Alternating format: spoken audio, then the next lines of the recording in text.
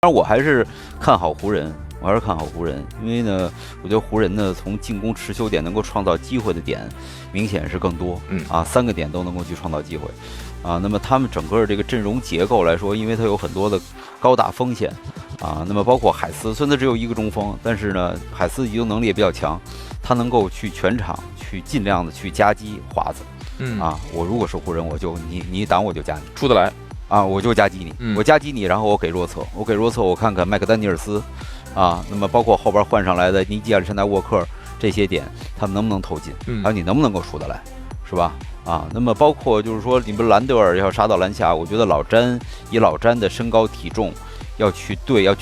顶一下兰德尔，我觉得也能顶得住。就兰德尔在篮下也没有非常明显的优势，是就是说斯因狼这个队呢，其实他进攻的发起，整个进攻的稳定性，因为发起点少，而且呢华子呢还是更多的以攻为主，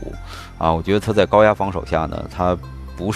的稳定性不是很强。相对来说呢，湖人也有软肋，是吧？湖人当然也有软肋，包括他内线的高度那么戈贝尔能不能在篮板球上占据优势？但是相对来说呢，湖人队呢，我觉得他进攻的发起点要更多一些，特别是有了东契奇这个点之后呢，他在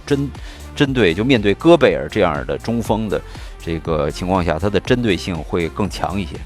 所以我还是相信湖人4边6场。